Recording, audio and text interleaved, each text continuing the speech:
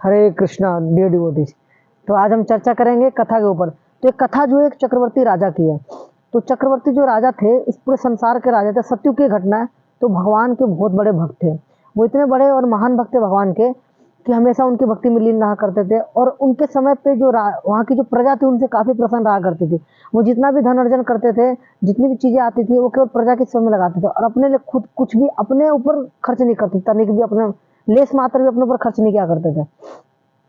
तो एक समय क्या हुआ, उनके ही राजा जो थे उन्होंने अपने राज्य महल में कोई एक फंक्शन रखा, फेस्टिवल रखा। तो जितनी भी वहाँ की जितनी भी रानियां थी, बाकी जितने भी राजाओं की रानियां थी, तो जब राजा की जो पत्नी को बाकी रानियों ने देखा तो उनको बोला, रानी को, कि क्या आपने नेकलेस क्यों नहीं पहना, आपने हार क्यों नहीं पहना। तो क्योंकि क्योंकि जनरली देखा गया है कि जो वुमेन होती है इनकी टेंडेंसी होती है अपने आप को सजना संवारना, जिनका एक नेचर है, प्रोक्लिविटी है। तो ये सुन के जो रानी थी उनको काफी ज्यादा शर्मिंदगी महसूस हुई।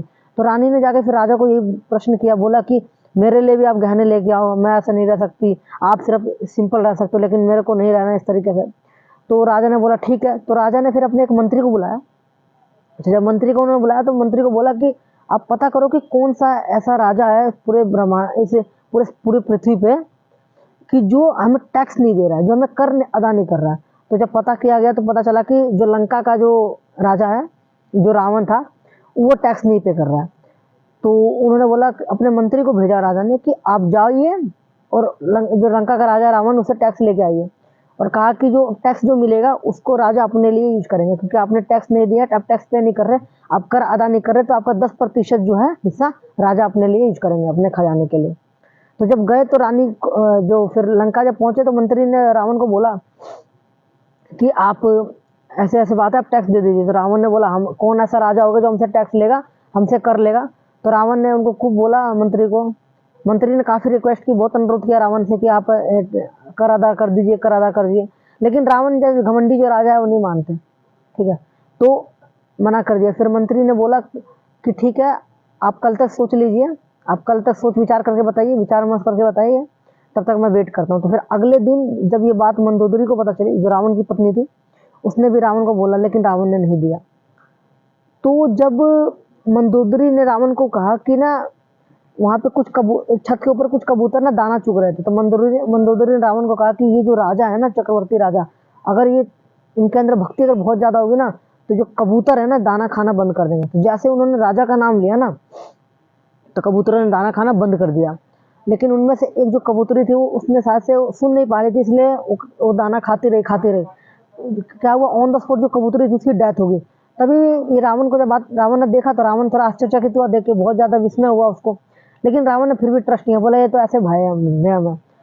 तो अगला केस आता है, जब जो मंत्री थे अगले दिन उन्होंने रावण को फिर अप्रोच किया कि आप कर अदा कीजिए, तो रावण नहीं माना।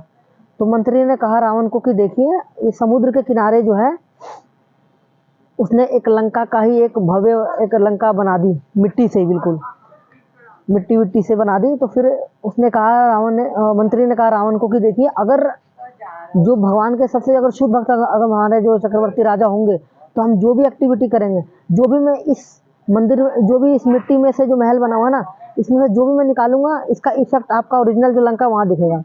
तो रावण ने बोला ऐसा थोड़ा होता था। मंत्री ने दिखाया उनको करके। तो मंत्री ने जैसे ही जो वहाँ का जो गेट था, जो मिट्टी का बना हुआ था जो लंका, उसका गेट जैसे उखाड़ा तो देखा जो रावण का जो लंका थी उसका मेन गेट उखड़ गया।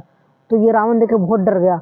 और फिर रावण को समझ में आ गई बात जाके कि अरे ये जो महान भक्त है भगवान के, लग रहा है बहुत महान भक्त है। फिर राजा भी बात समझ गया। फिर धीरे धीरे राजा ने अपना सारा टैक्स दिया और भी काफी चीज कर अदा की और उसको अच्छे से भेजा। जब मंत्री वहां पे अपने राज्य में जब गए तो मंत्री ने अपनी पूरी ऐसे ऐसे स्टोरी बताई, ये महारानी को बताई। तो महारानी को जब बात पता चली कि मेरे जो पति हैं वो इतने महान भक्त है भगवान के, और मैं छोटे मोटे सोने के लिए गहने के लिए इतना ज्यादा उनसे लड़ रही हूँ, तो उनको बड़ा अपने पे शर्म आई, उनको अपने पे शर्मिंदगी महसूस हुई। फिर वो जाके दोबारा उन राजा से बात किया। उनकी वाइफ ने कहा कि इतने लोग मेरे हस्बैंड की मतलब उनकी प्रशंसा करते हैं, इतने महान भगवान के महान शुद्ध भक्त है वो, है ना। तो फिर तो फिर जाके जो रानी ने थे सारे गहने राजा को दे दिए, बोले मेरे को गहने वहने नहीं चाहिए, आप जो कर रहे हैं बहुत अच्छा करें। तो जितने भी वो मनी था वो फिर राजा को मिला। फिर राजा ने फिर वो प्रजा की सेवा में लगा दिया। तो इस कहानी का नैतिक मूल्य कैसे हमें क्या शिक्षा मिलती है कि जो भगवान के जो शुद्ध भक्त होते हैं, जो भगवान के जो भक्त होते हैं, भगवान उनकी सारी नीड का ख्याल रखते हैं।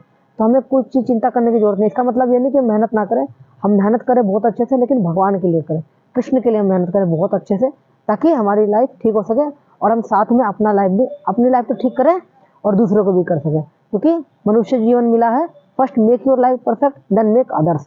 ठीक है, तो अगर मनुष्य जीवन पाया राधा कृष्णा भजिया जानिया सुनिया विषय खाएनु, तो अगर मनुष्य जीवन हमने पाया और राधा कृष्ण का भजन नहीं किया तो जानबूझ के हमने विष का पान कर लिया। तो इसीलिए हमें इन सब चीज़ों का ध्यान रखना चाहिए।